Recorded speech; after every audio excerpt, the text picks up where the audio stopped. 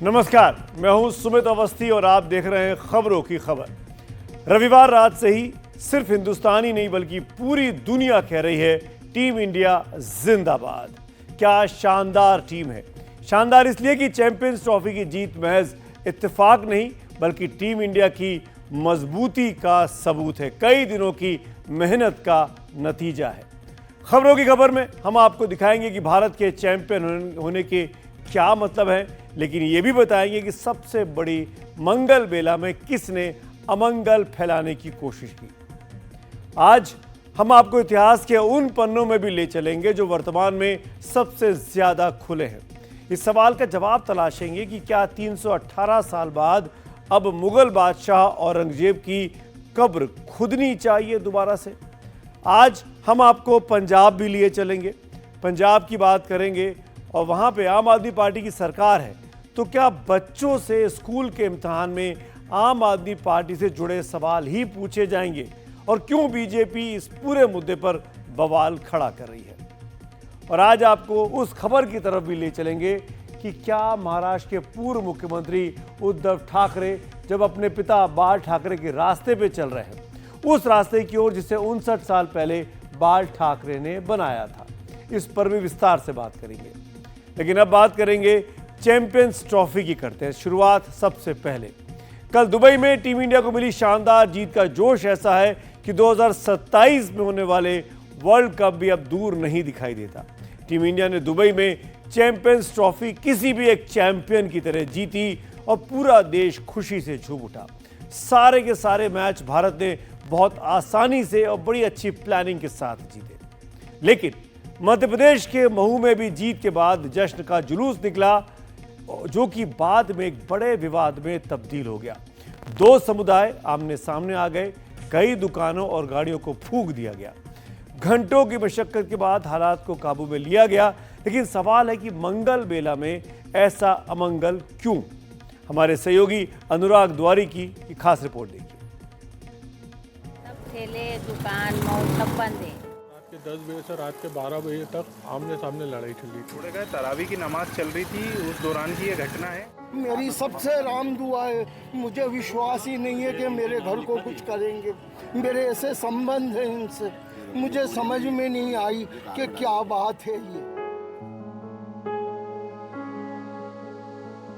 ये मध्य प्रदेश के महू में सोमवार की सुबह है। दुकानें बंद हैं, इलाके में सन्नाटा पसरा है।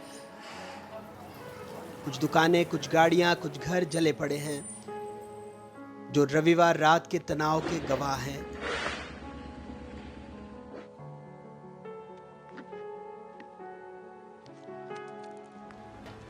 जहां चैंपियंस ट्रॉफी में जीत के बाद 100 से ज्यादा लोग 40 से ज्यादा बाइक पर सवार होकर जुलूस निकाल रहे थे। महू में जामा मस्जिद के पास पटाखों को लेकर कुछ विवाद हुआ, फिर पथराव। 4 थानों के 300 से ज्यादा जवान, कलेक्टर, डीआईजी, एसपी सबको जुटना पड़ा, तब हालात काबू में आए। इंडिया न्यूजीलैंड मैच के बाद कुछ जुलूस निकल रहे थे, जिसमें कुछ लोगों ने मस्जिद के बाहर पटाखे चलाए, जिसके बाद दोनों पक्षों में विवाद की स्थिति उत्पन्न हुई और दोनों तरफ से पथराव हुआ। 4 लोगों के घायल होने की आई है अस्पताल में। कुछ बाइक्स के, दुकान के जलने के कुछ वीडियोस भी आए हैं और जो हम लोगों ने यहाँ पर घूम के देखा है वो सामने ऐसे दिखा भी है। एक छोटे से पटाखे से शहर जलने लगा। जो शहर सबका था वो तेरा मेरा हो गया। नमाज के लिए नमाज से फारिग होकर निकल ही रहे थे तो किसी ने बम अंदर की तरफ फेंका। सुतली बम था वो, और उससे पूरा धुआं उठा और पूरी सिचुएशन क्रिएट हो गई। और लोगों की तरफ से पथराव हुआ, वो तो फिर होना ही था, फिर क्यों नहीं होगा। शुरू ही उधर से हुआ है तो फिर पब्लिक तो पब्लिक है, जनता तो जनता। अगली सुबह शहर अपने जख्म बीन रहा था। कोई जली गाड़ियों को देख रहा था, कोई अपनी दुकान को। यहाँ पर सबसे पहले मेरी दुकान पे जो सीसीटीवी कैमरे लगे थे वो तोड़े, पड़ोस की दुकान के तोड़े, मंदिर पे पत्थर, सामने मंदिर है, प्राचीन मंदिर, वहाँ पे काफ़ी पत्थर फेंके। यहाँ पर सामने एक कार खड़ी थी, उसमें आग लगाई। 3 बाइकें यहाँ खड़ी थी, बाइक में आग लगाई। उसके बाद में मेरे घर में आग लगाई। पूरे एरिया में पथराव करा, घरों पे पत्थर फेंके। कम से कम हमारे घरों पे 200 पत्थर फेंके। ये पूरे पत्थर सुबह गवर्नमेंट वालों ने साफ़ करवा दिया। और हमारी दोनों गाड़ियाँ, ये गाड़ी वो गाड़ी, दोनों गाड़ियाँ फोड़ दी। इधर सबकी गाड़ियाँ फोड़ के कुछ गाड़ियों में आग लगा दी है। बहुत ज़्यादा दिक्कत वाला काम हुआ है। यह मंदिर पर आगजनी हुई है, 3-4 कारें जला दी, यहाँ पर बाइकें जला दी और राधे जो कौशल हैं उनके घर में आग लगा दी। सनी की गाड़ी जला दी, उधर मंदिर के 2-3 मकान जला दिए। सब अचानक मुंह पे कपड़ा बांध के एकदम पत्थर लेके आ गए। इतने पत्थर आए कहाँ से? मेरी गाड़ी जला दी। वहाँ करने गए तो बोलते कि इसके आरसी बुक लेके आओ और ये लेके आओ और वो करो। थोड़े आए और जब मारा कुटी, इधर से पत्थर उधर से पत्थर, फिर आग लग गई, इधर सब बम वम और ये सब इन्हीं कारण से ये सब चीज़ जला। ये पत्थर ट्रेडर से ये देख लीजिए अब उसका हाल ये ऐसा होगा। यहाँ पे गाड़ी ये ठेले वेले जो नॉर्मली ऐसे खड़े हुए हैं ये सब इधर उधर बिखरे हुए थे। यहाँ पे आप सुबह आते थे, आप ये देख सकते हैं यहाँ पे पत्थर ये कितने पड़े हुए हैं यहाँ पे। इधर आके फिर उन्होंने वहाँ का जो है ना बताऊँ जो गुस्सा था वो इधर आके गाड़ियों पर निकाला पूरा। तो जबकि कोई था ही नहीं, वो खुद ही आए, गाड़ियाँ खुद ही ने तोड़ी, खुद ही ने आग लगाई, वो सारा चीज़ें उन्होंने ही करा। यहाँ पर पुलिस वाले भी खड़े हुए थे। जो सड़क पर रह गए वो पूछ रहे थे रोटी कैसे मिलेगी। अभी सब ठेले दुकान मॉल सब बंद है। पुलिस वाले बहुत के चक्कर लगा रहे हैं और हम भी अब जा रहे हैं। हम भी ठेला बंद हो गया था तो हम ऐसे कच्चा धंधा है तो हम ठेला लगा लिए थे तो बंद कर रहे हैं। आपकी दुकान है यहाँ पे, आपने सुबह से दुकान खोली है? बंद है सुबह से दुकान। चाचा आपकी दोनों ऑटोज जो है उनको जला दिया है, पुलिस की क्या कार्रवाई की गई? क्या पूरे मामले थे रात में? सब हाथ तोड़ सुला के पसरे चलाए सब और क्या बोलते हैं मारा कुटी मुझे करी, यहाँ हाथ पैरों में मारा, सब ये घुस गए घर में। यहाँ मामले में फिलहाल 17 लोगों पर नामजद मुकदमा दर्ज किया गया है। इनमें से 12 लोगों को गिरफ्तार कर लिया गया है। मऊ से तनुश्री देसाई के साथ अनुराग द्वारी की report, NDTV. Cricket gentleman game है। क्रिकेट को नफरत का नहीं मोहब्बत का खेल कहा जाता है। भारत ने साबित कर दिया कि पूरी दुनिया में आज टीम इंडिया से ताकतवर, चुस्त दुरुस्त और टीम भावना से खेलने वाली कोई और टीम इस वक्त है ही नहीं। इस चैंपियंस ट्रॉफी में भारत के शानदार प्रदर्शन का लोहा दुनिया ने माना और इसकी तस्दीक खुद पाकिस्तान तक ने की। जिस पाकिस्तान को भारत के कारण इस चैंपियंस ट्रॉफी में कई बार झटके मिले, एक नहीं दो नहीं, झटके पे झटके कई सारे, वो पाकिस्तान अब रोहित एंड टीम के कौशल का कायल हो गया है।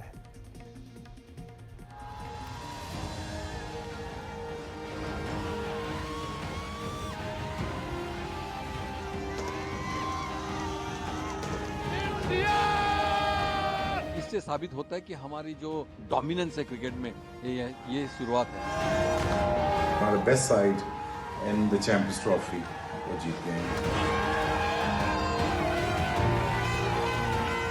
Hats off to them.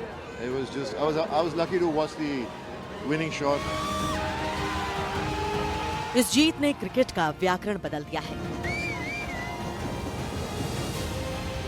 Dubai में भारत ने चैंपियंस ट्रॉफी भर नहीं जीती, बल्कि पूरे टूर्नामेंट में अपनी खेल की कंसिस्टेंसी से ये भी दिखाया कि चैंपियन बनना महज संयोग नहीं, बल्कि क्रिकेट की टीम इंडिया का शानदार प्रयोग है।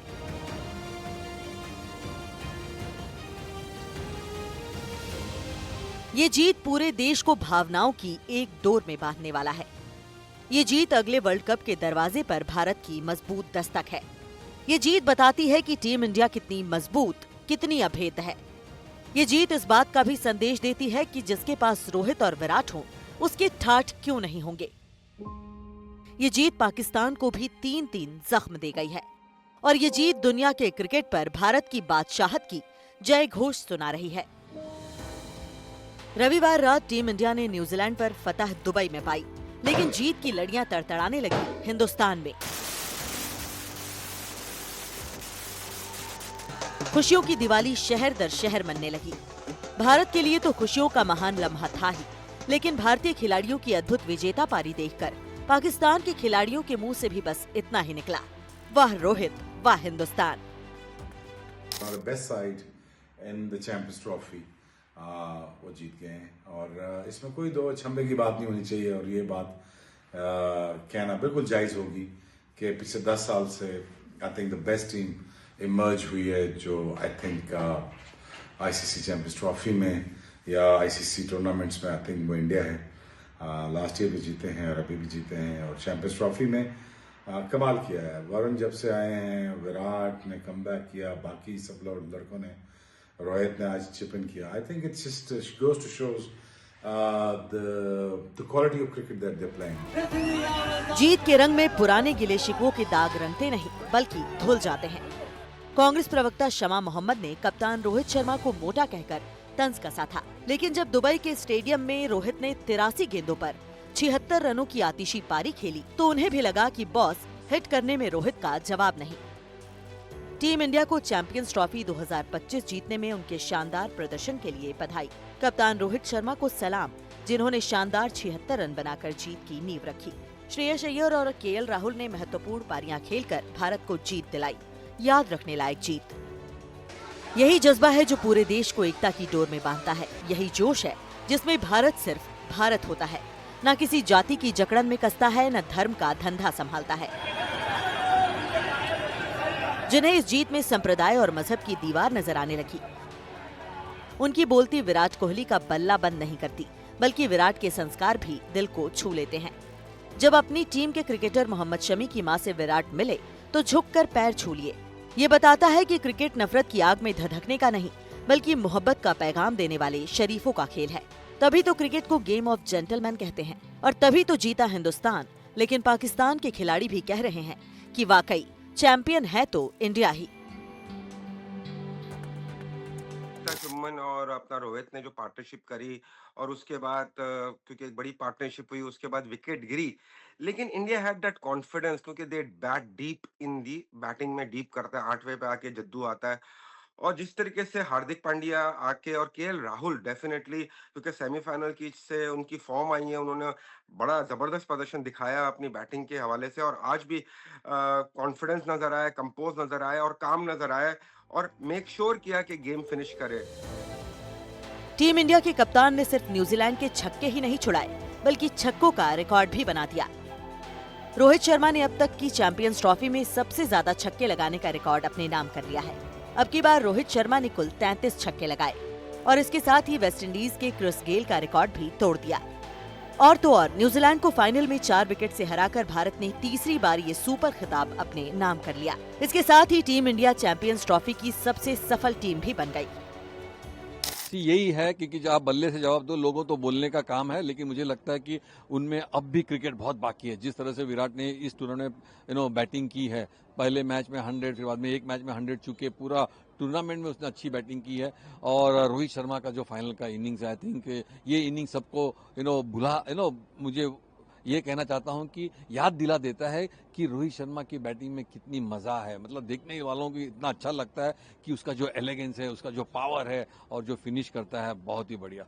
I mean, they've not lost a single match. I think they've just lost one match in the last 23 matches that they've played in ICC championships, which is a absolutely breathtaking record. So many congratulations to the team. We're also proud and happy, and we're also wearing blue. Yes. I think everyone contributing, it is not so easy. The pressure India has, the millions and millions of people expecting them to win always, it's not so easy. And the way the boys have played, hats off to them. It was just, I was lucky to watch the winning shot. When I was entering, I heard a lot of shouting and hooting. And I thought, कौन enter किया है? And then somebody told me that India has won. And yeah, of course, and it's the happiest, I think, it's double celebration. ये tournament Pakistan में होना था, लेकिन भारत ने साफ कर दिया था कि जिस देश में सुरक्षा का ठिकाना नहीं, वहाँ हमारी टीम भला क्यों खेलने जाएगी। फिर न्यूट्रल ग्राउंड के रूप में दुबई चुना गया। मेजबान पाकिस्तान को भारत के खेल ने झटके दिए। पहला झटका तो पाकिस्तान को ये लगा कि उसके सिर पर सजा चैंपियन का ताज अब भारत के सिर की शोभा बढ़ाने लगा है। दूसरा झटका ये लगा कि भारत से इस चैंपियंस ट्रॉफी में पाकिस्तान की एक ही बार भिड़ंत हुई, लेकिन उसमें भी पाकिस्तान बुरी तरह 6 विकेट से हारा। तीसरा झटका ये लगा कि पाकिस्तान में चैंपियन ट्रॉफी का फाइनल मैच कराने का उसका सपना ही रह गया, क्योंकि फाइनल में भारत पहुंचा, इसलिए मैच दुबई में ही हुआ। और चौथा झटका पाकिस्तान ने खुद ही खुद को दे दिया कि मेजबान होकर भी फाइनल मैच के बाद ट्रॉफी देने के समय पाकिस्तान का कोई नुमाइंदा मौजूद नहीं था। पाकिस्तान के तेज गेंदबाज रहे शोएब अख्तर को पाकिस्तान की ये नादानी खल गई। पाकिस्तानी चैंपियंस ट्रॉफी होस्ट कर रहा था और पाकिस्तान का कोई भी नुमाइंदा यहाँ पे नहीं खड़ा था। ये बात मेरी समझ से बाहर है। कोई रिप्रेजेंट करने क्यों नहीं आया ट्रॉफी, और कोई देने यहाँ पे क्यों नहीं आया? It is beyond me point to think about it please. World stage है, यहाँ पे आपको होना चाहिए था, but sadly I could not see any Pakistan cricket board member out there. जीतने के लिए खेल तो वो 11 खिलाड़ी रहे थे जो मैदान में थे, लेकिन अपने अपने दिलों के मैदान में तो सारा हिंदुस्तान ये मैच खेल रहा था। इसलिए अगर खुशियों को नापने वाली कोई मशीन होती तो आपको पता चलता कि चाहे कप्तान रोहित हो या हिंदुस्तान का कोई मामूली सा नागरिक, सबकी खुशियां एक बराबर ही थीं, कहीं मुस्कान में, कहीं आंसुओं में।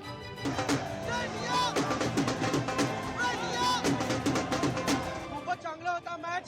रोहित शर्मा मुंबई का राजा है। मुंबई का राजा रोहित शर्मा, मुंबई का राजा रोहित शर्मा। ऐतिहासिक जीत हुई है, इसके लिए मैं बहुत खुश हूँ। मैं यहाँ पे पटाखे लगा रहा हूँ और अपने भाइयों के साथ यहाँ पे जश्न मना रहा हूँ जीत की।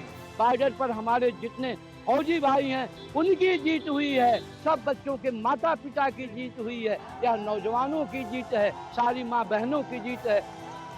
तृतीय बार चैंपियन ट्रॉफी जीतने वाला भारतीय टीम प्रथम हुआ है। पूरे विश्व में डंका पीटने का काम किया है। आज बड़ा ही उत्साह है, आनंद है। हम लोग पटाखे जला करके, चाहे मिठाइयाँ बांट करके, रंगोत्सव उड़ा करके आनंद ले रहे हैं।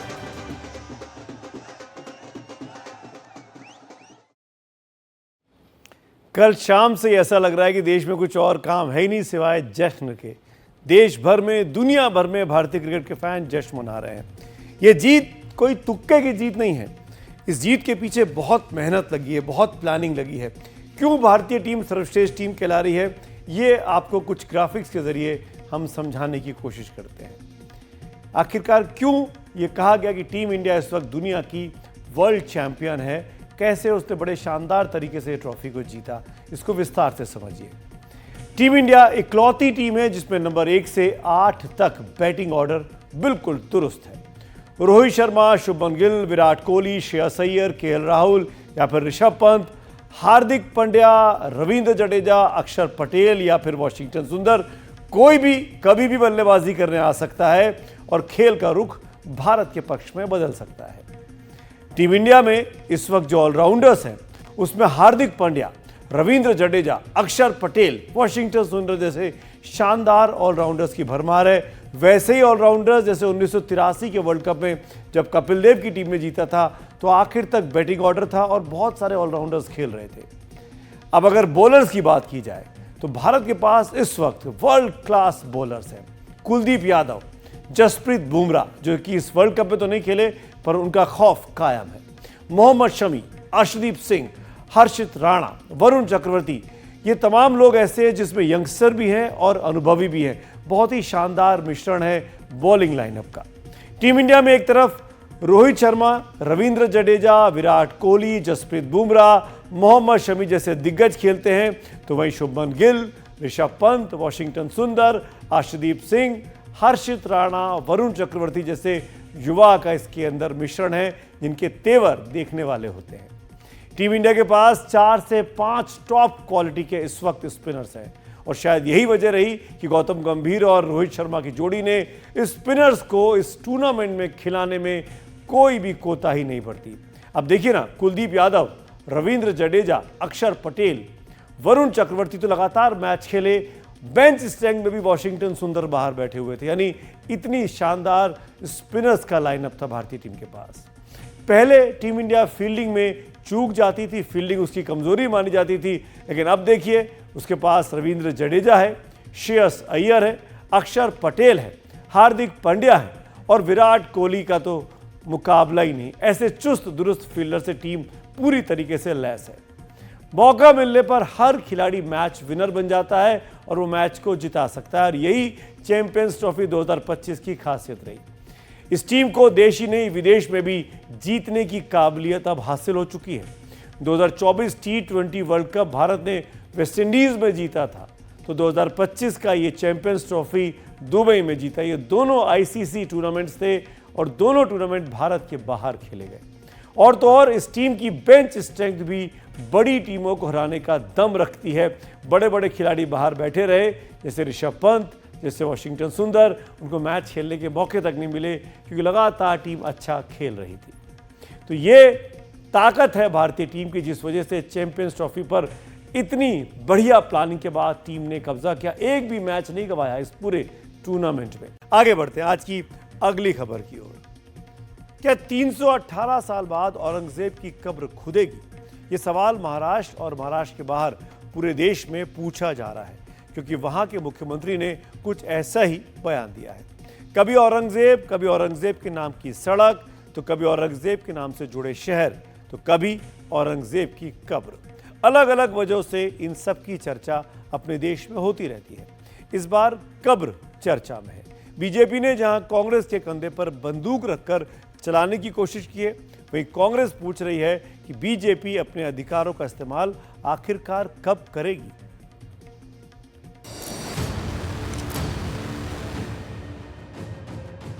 अब वो समय आ गया है, महाराष्ट्र का ही नहीं भारत के हिंदू की डिमांड है, उस औरंगजेब की खबर पर बुलडोजर जल्द से जल्द चढ़ा है। औरंगजेब का नाम और निशान महाराष्ट्र की पवित्र धरती से मिटाए। यहां सिर्फ महाराष्ट्र का हिंदू नहीं, अब पूरे भारत का हिंदू की डिमांड है कि औरंगजेब का नाम और निशान मिटाए। आज भी उसकी खबर वहां पर बनी हुई है।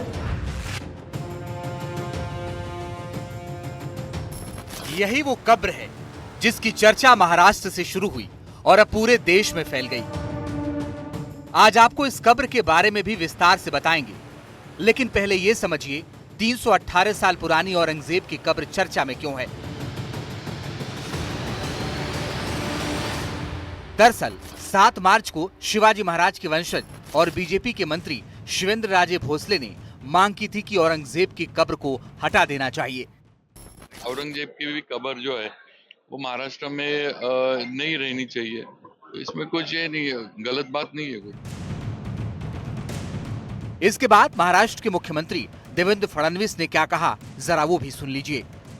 साहेब, आम्हालाही प्रत्येकाला असंच वाटतं, फक्त काही गोष्टी कायद्याने करावे लागतात, कारण ती संरक्षित आहे। जुन्या काँग्रेसच्या काळामध्ये एएसआयचं संरक्षण मिळालंय। महाराष्ट्र के मुख्यमंत्री देवेंद्र फडणवीस के बयान को 3 पॉइंट में समझिए। पहला पॉइंट, औरंगजेब की कब्र को हटाने के मामले में कानून के मुताबिक कार्रवाई की जाएगी। दूसरा पॉइंट, औरंगजेब की कब्र को संरक्षित इमारत का दर्जा उस समय दिया गया जब केंद्र और राज्य दोनों में ही कांग्रेस की सरकारें थी। और तीसरा पॉइंट, औरंगजेब की कब्र एएसआई यानी भारतीय पुरातत्व सर्वेक्षण के संरक्षित स्मारकों की श्रेणी में आती है। दरअसल मुख्यमंत्री फडणवीस रविवार को मुंबई में सिखों के 9वें गुरु श्री गुरु तेग बहादुर जी की शहीदी वर्ष के मौके पर आयोजित एक कार्यक्रम में पहुंचे थे। वहीं उन्होंने एक सवाल के जवाब में बयान दिया। बयान ऐसे वक्त में सामने आया जबकि महाराष्ट्र में पहले से ही औरंगजेब और उसकी कब्र को लेकर विवाद चल रहा है।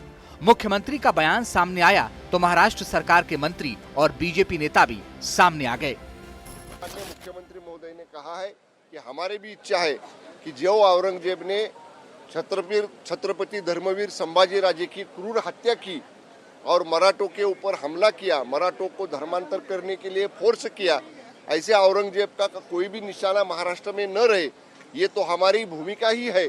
लेकिन गवर्नमेंट कायदे के अनुसार और कायदा कानून के अनुसार चलती है।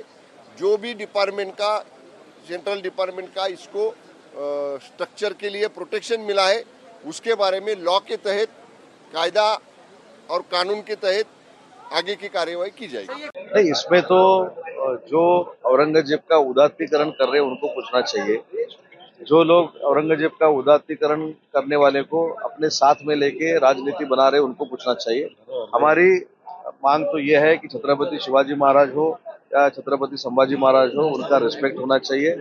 और इस बारे में हमारे महाराष्ट्र राज्य के मुख्यमंत्री देवेंद्र जी, हमारे उप मुख्यमंत्री, हमारे नेता एकनाथ शिंदे जी और अजीत दादा बैठ के निर्णय लेंगे। अफजल खान के कब्र के अतिक्रमण का मैंने हटाया है, तो मेरी भिन्न प्रतिक्रिया क्या होगी भैया? मैंने तो अफजल खान के कब्र को हटाया है ना। जो कब्र को 5 मई 2008 में महाविकास आघाड़ी की सरकार उसको नियमानुकूल कर रही थी, उसको मैंने हटाया है। तो महाविकास आघाड़ी के जो भूमिका है वो कब्र को कायम रखने की है, महायुति की है। किसी ऐसे औरंगजेब जैसे व्यक्ति का उदात्तीकरण नहीं होना चाहिए। वो इस देश का आक्रमणकारी था, दुष्ट बुद्धि का था। रावण के बाद औरंगजेब दुष्ट था। लेकिन बीजेपी के विरोधियों का कहना है कि सिर्फ आरोप लगाने से काम नहीं चलने वाला। महाराष्ट्र सरकार को अपने अधिकारों का इस्तेमाल करना चाहिए। मुझे लगता है कि आरोप प्रत्यारोप से नहीं चलेगा। आपको लोगों ने अधिकार दिया है तो अधिकार का पूरा उपयोग करें। कांग्रेस पे आरोप लगाना आप छोड़े। महाराष्ट्र की जो दुर्दशा आपने बनाई है उसका भी जवाब आपको देना पड़ेगा। ऐसा कोई भी फैसला कोई भी सरकार हुई तो नहीं ले सकती। ये तो सिर्फ परसेप्शन का बाटम है। राजनीति के मुद्दे चल रहे हैं। बस राजनीति के अपनी जो है रोटियां सेकने का काम होता है, और जो जिस पे अगर रोटियां सेकी जाती है वो चूल्हा थोड़ी बंद करेंगे वो लोग ऐसे। पिछले दिनों समाजवादी पार्टी के विधायक अबू आजमी ने औरंगजेब की तारीफ कर इस मुद्दे को हवा दे दी थी। सब गलत हिस्ट्री दिखाई जा रही है। औरंगजेब रहमतुल्लाह अलैह ने बहुत सारी मंदिरें बनवाई हैं, और आप बनारस में जाकर देखेंगे एक बच्ची, पंडित की बच्ची को, जब उनका ही एक सिपाही सालार उसके साथ शादी करना चाहता था, उन्होंने उस सिपाही सालार को 2 हाथियों के बीच पैर बांध करके वो मार दिया, और उन पंडितों ने उनके लिए एक मस्जिद बना के दिया वहाँ पर। क्या बात करते हैं, ये गलत हिस्ट्री। तो आप औरंगजेब को क्रूर शासक नहीं मानते हैं? नहीं, मैं नहीं मानता। औरंगजेब क्रूर शासक नहीं है? बिल्कुल नहीं, मैं बिल्कुल क्रूर शासक नहीं मानता। औरंगजेब ने करीब 49 साल भारत पर शासन किया, और उसने अपने शासन का अंतिम आधा भाग लगभग उन इलाकों में बिताया जो मौजूदा समय में महाराष्ट्र और उसके इर्द गिर्द हैं। उस दौरान मुगलों और मराठों के बीच भीषण युद्ध हुआ। मराठा शासकों ने मुगल बादशाह को न केवल चुनौती दी बल्कि उसका रास्ता रोक दिया। यही वजह है कि महाराष्ट्र के इतिहास में मराठा अस्मिता का झंडा हमेशा बुलंद रहता है। जिसने मेरे संभाजी को तड़पा तड़पा कर मारा, हमारे संभाजी नगर में उस औरंगजेब की खबर क्यों अब तक बची हुई है? अब वो समय आ गया है, अब वो समय आ गया है। महाराष्ट्र का ही नहीं, भारत के हिंदू की डिमांड है उस औरंगजेब की खबर पर बुलडोजर जल्द से जल्द चढ़ाए। औरंगजेब का नाम और निशान महाराष्ट्र की पवित्र धरती से मिटाए।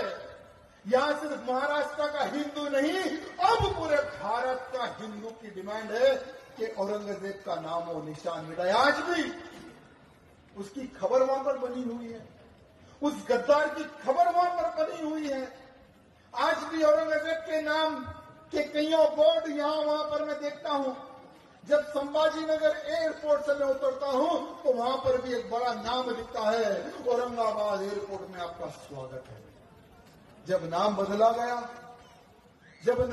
गया तो फिर भी ये नाम क्यों, मैं पूछना चाहता हूँ। राजनीति हर चीज पे होनी चाहिए, लेकिन इतिहास से जिसने खिलवाड़ किया, संभाजी महाराज को जिसने मारा, उसका नाम और निशान महाराष्ट्र की पवित्र धरती से हटना चाहिए, मिटना चाहिए। इतिहास के मुताबिक संभाजी महाराज को औरंगजेब ने बेहद क्रूरता से मरवा दिया था। औरंगजेब की कब्र संभाजी नगर में है, जिसका नाम पहले औरंगाबाद था। बीजेपी के कई जो एमएलए है उनसे उनकी तरफ से मांग की जा रही है कि जो छत्रपति संभाजी नगर में औरंगजेब इनकी जो कब्र है वो जो है यहाँ से निकाल दी जाए, और उसके बाद अब पुलिस प्रशासन अलर्ट मोड पे है। संभाजी नगर के जो ग्रामीण एरिया के जो पुलिस है वो यहाँ पे बढ़ाई गए हैं। हम देखें तो यहाँ पे पुलिस जो है तो लाठी है हाथ में, और यहाँ पे भी, और जहाँ पे ये कब्र है अंदर वहाँ पर भी पुलिस का जो है तो बहुत सारा फोर्स जो है यहाँ पे जो है तो तैनात किया गया है। वजह यही है कि जो औरंगजेब की कब्र पे लेकर और औरंगजेब के मसले पर लेकर जो वाद खड़ा हुआ है उसके बाद पुलिस अलर्ट मोड पर देखने को मिल रही है। वीडियो जर्नलिस्ट कपिल यादव के साथ मुहसिन शेख, एनडीटीवी, छत्रपति संभाजी नगर। दरअसल एक खबर यह भी आई थी कि औरंगजेब की कब्र पर सरकार लाखों रुपए खर्च कर रही है। आरटीआई के जरिए मिली एक जानकारी के मुताबिक कब्र के रखरखाव में सरकार ने साल भर में 2 लाख रुपए खर्च किए हैं। कब्र की देखरेख पर एएसआई की ओर से 2021-22 में 2,55,160 रुपये खर्च किए गए। इसी तरह 2022-23 में कब्र की देखभाल के लिए 2,06,36 रुपये खर्च किए गए। 3 साल के अंदर इस कब्र पर कुल मिलाकर 50,000 रुपए का खर्च हुआ है। हिंदू जन जागृति संगठन का कहना है कि महाराष्ट्र के सिंधुदुर्ग किले में छत्रपति शिवाजी के मंदिर के लिए महाराष्ट्र सरकार हर महीने सिर्फ 250 रुपए की फंडिंग देती है। संगठन की मांग है कि औरंगजेब की कब्र पर होने वाले खर्च को रोका जाए और शिवाजी महाराज के मंदिर के लिए दी जाने वाली सहायता राशि को बढ़ाया जाए। आगे बढ़ते हैं। महाराष्ट्र में अगली खबर की ओर चलेंगे और वो है उद्धव ठाकरे से जुड़ी हुई। महाराष्ट्र में एक तरफ शिवाजी बनाम औरंगजेब की जंग छिड़ी है तो दूसरी तरफ एक सियासी जंग जय श्री राम बनाम जय भवानी और जय शिवाजी की बनती दिख रही है। पिछले विधानसभा चुनावों में बुरी तरह पराजित होने के बाद उद्धव ठाकरे ने अब मराठी पहचान की राजनीति पर फोकस किया है। इसीलिए बीजेपी के जय श्री राम के सामने जय भवानी का वो नारा उछाला है जिसे अपने शुरुआती दिनों में उद्धव ठाकरे के पिता बाल ठाकरे ने दिया था और मराठी अस्मिता के नेता बन गए थे। आई भवानीचा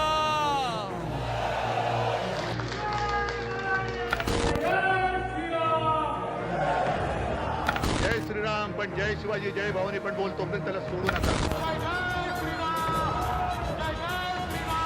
माझ्या महाराष्ट्राच्या हृदयामध्ये भवानी माता इस नारे ने हिंदुत्व की राजनीति को एक नई धार दी, लेकिन इस पैनी धार वाली राजनीति ने कभी हिंदुत्व की राजनीति करने वाले उद्धव ठाकरे की उम्मीदों को ही पिछले विधानसभा चुनाव में धराशायी कर दिया। पहले उद्धव भी जय श्री राम का नारा लगाते थे, अब जय भवानी से हिसाब बराबर करना चाहते हैं। हिंदुत्व हिंदुत्व जय श्रीराम और जय श्रीराम आम्ही सुद्धा म्हणतो। बीजेपी हमेशा हिंदुत्व जय श्री राम कहती रहती है, जय श्री राम हम भी कहते हैं। ये पिछले महाराष्ट्र विधानसभा चुनाव में उद्धव ठाकरे की शिवसेना को मिली बेहद खराब वाली हार का साइड इफेक्ट है या नई राजनीति की शुरुआत, ये तो उद्धव ठाकरे ही बता सकते हैं। लेकिन महाराष्ट्र की राजनीति में अपनी खोई हुई जमीन को वापस हासिल करने के लिए उद्धव ठाकरे ने नई रणनीति अपनाई है। हालांकि ये रणनीति नई है, लेकिन मुद्दा उन्होंने पुराना ही चुना है, अपने पिता बाल ठाकरे का। पहले सुनिए कि उद्धव ठाकरे ने क्या कहा। हिंदुत्व हिंदुत्व जय श्रीराम और जय श्रीराम आम्ही सुद्धा म्हणतो। बीजेपी हमेशा हिंदुत्व जय श्री राम कहती रहती है, जय श्री राम हम भी कहते हैं, लेकिन हमें भाजपा मुक्त राम चाहिए। राम के ऊपर आप अपना हक नहीं जमा सकते हैं। राम हमारा भी है, हम जय श्री राम जरूर बोलेंगे, लेकिन आप सभी भाजपा वालों को जय शिवराय जय भवानी बोलना ही पड़ेगा। अगर आपको किसी ने जय श्री राम बोला तो आप उसे जय भवानी जय शिवराय बोलिए। जर तुम्हाला कोणी बोलला जय श्रीराम ठीक आहे, जय श्रीराम पण जय शिवाजी जय भवानी पण बोल तोपर्यंत त्याला सोडू नका। इस जय भवानी जय शिवाजी के नारे के पीछे एक इतिहास है जो उद्धव ठाकरे के पिता बाल ठाकरे से जुड़ता है। 1966 में बाल ठाकरे ने मराठी अस्मिता के नाम पर ही शिवसेना का गठन किया था। तब उन्होंने मुंबई और महाराष्ट्र में रह रहे कन्नड़ों के खिलाफ मुहिम चलाई थी, लेकिन वक्त के साथ वो हिंदुत्व की तरफ मुड़ गए।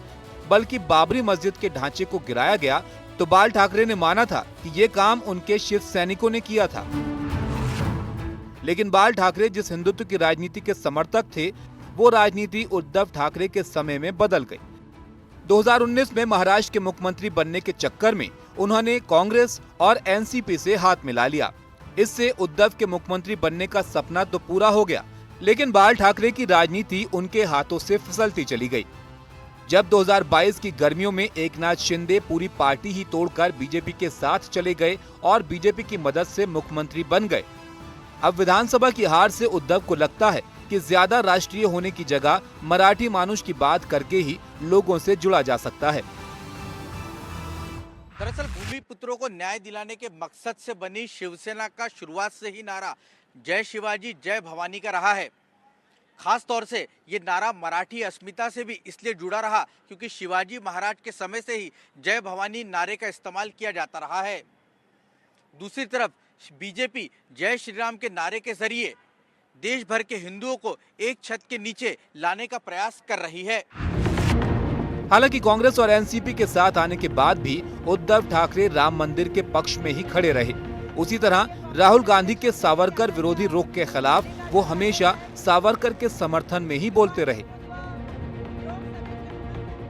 Mr. Savarkar has clearly stated in his writings that there is nothing Indian about our constitution. He has clearly stated that the book India is run by should be superseded by this book. And this is what the fight is about. Veer Savarkar का मुद्दा हमारे लिए बहुत अहम है। हमने हमेशा वीर सावरकर जी का विचारधारा को माना है, हिंदुत्व, अखंड हिंदुस्तान, यूनाइटेड हिंदुस्तान को माना है। वीर सावरकर के बारे में इस प्रकार की जो टिप्पणी की है, हम उसका समर्थन नहीं करेंगे। यहाँ तक कि राम मंदिर के सवाल पर अपनी सरकार के 100 दिन पूरा होने पर उद्धव ठाकरे अपने परिवार के साथ अयोध्या में रामलला का दर्शन करने पहुँचे थे, बल्कि राम मंदिर के लिए 1 करोड़ रुपए चंदा भी दिया था। तब उद्धव ने कहा था कि वो बीजेपी से अलग हुए हैं, राम से नहीं। अब तो पीढ़ियां निकल जा रही है, मंदिर वही बनाएंगे, लेकिन तारीख नहीं बताएंगे। हमें आज मंदिर बनने की तारीख चाहिए। पहले मंदिर कब बनाओगे वो बताओ, और फिर बात की बात तो बाद में होती रहती है, बाकी की बात तो बाद में होती रहती है।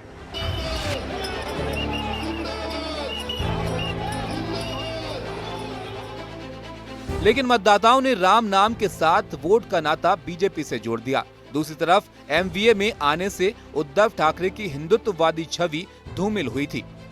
ऐसे में उद्धव ठाकरे को लगता है कि जय भवानी के नारे के जरिए जो मराठी मतदाता चुनाव में उनसे दूर हुआ था, उनके दिलों में फिर से एक बार जगह बनाने में ये नारा काम कर जाएगा। उधर सत्ताधारी पक्ष ने उद्धव ठाकरे के इस बयान को आड़े हाथों लेते हुए कहा कि महाविकास अघाड़ी की संगत ने उद्धव ठाकरे को राम विरोधी बना दिया है। उनकी वो चीप लेवल की राजनीति वो हमेशा करते हैं। जय श्री राम हो या जय शिवराय हो, दोनों हमारे हिंदू धर्म के, हिंदू समाज के दोनों आस्था का प्रतीक है। दोनों में हमारी आस्था है, दोनों हमारे भगवान हैं। तो उसमें ये बोले या वो बोले, काम तो हिंदू धर्म का हो रहा है ना, काम हिंदू धर्म का हो रहा है। और छत्रपति शिवाजी महाराज तो हमारी पहचान है। वो हम तो बोलते ही है दिन में। आप कितने बार बोलते हो? आप मतलब उद्धव ठाकरे, वो कितने बार बोलते हो? अभी आप जा रहे हो इसमें ग्रीन कलर में, आपको क्या शिवराय और आपको क्या राम भगवान। जल्द ही मुंबई महानगर पालिका के चुनाव होने जा रहे हैं और इस लिहाज से शिवसेना का यह नारा काफ़ी अहमियत रखता है। दरअसल प्रांतवाद का मुद्दा शिवसेना के लिए एक ताकत भी रहा है और उसकी कमजोरी भी। इसी मुद्दे की वजह से शिवसेना मुंबई और ठाणे जैसे शहरों में अपने पैर जमा सकी, लेकिन इसी मुद्दे के कारण वो इन शहरों से बाहर भी नहीं फैल पा रही थी। और यही वजह है कि 80 के दशक की शुरुआत में पार्टी के संस्थापक बाला साहेब ठाकरे ने मराठीवाद से आगे बढ़कर हिंदुत्ववाद का मुद्दा अपनाया। लेकिन अब महाराष्ट्र की सियासत में अपनी ज़मीन खिसकते देख उद्धव ठाकरे फिर एक बार प्रांतवाद की ओर रुख करते नजर आ रहे हैं। रौनक कुकड़े के साथ जितेंद्र दीक्षित, एनडीटीवी, मुंबई। आगे बढ़ते बात अब पंजाब की करते हैं। आजकल देश भर में परीक्षाओं का मौसम है। ऐसे में पंजाब में 12वीं की परीक्षा का एक पेपर बहुत चर्चा में है। आरओबी की परीक्षा में जो सवाल किए गए वो जानबूझकर किए गए। इस सवाल के जरिए आम आदमी पार्टी के विचारों का प्रचार करने की कोशिश की जा रही है। ये रिपोर्ट देखिए।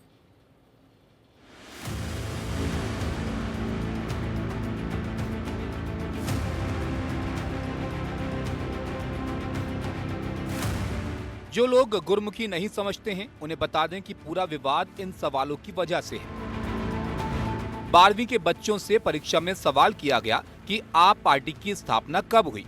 दूसरा सवाल ये भी किया गया कि आम आदमी पार्टी की नीतियों का वर्णन कीजिए। बीजेपी को यहीं पर मौका मिल गया। पंजाब बीजेपी के नेता विनीत जोशी ने आरोप लगाया कि आम आदमी पार्टी की सरकार एजुकेशन बोर्ड का इस्तेमाल कर रही है। 4 मार्च को पंजाब स्कूल शिक्षा बोर्ड की परीक्षा में जो सवाल पत्र आया, उसमें पंजाब स्कूल शिक्षा बोर्ड पूछ रहा है कि आप पार्टी की स्थापना कब हुई। फिर आगे पूछते हैं कि आप पार्टी की नीतियां और प्रोग्राम का वर्णन करो, जिसके जरिए युवाओं के दिमाग को इन्फ्लुएंस करने का काम कर रहे हैं। परीक्षा 12वीं कक्षा के छात्रों की थी और पेपर था पॉलिटिकल साइंस का। पेपर में 2 सवाल आम आदमी पार्टी से जुड़े हुए थे। इसी बात पर बीजेपी को आपत्ति है। क्वेश्चन पेपर के पेज नंबर 2 पर सवाल नंबर 18 पर ध्यान दीजिए। सवाल है कि आम आदमी पार्टी की स्थापना कब हुई। सवाल के जवाब में 4 विकल्प दिए गए थे।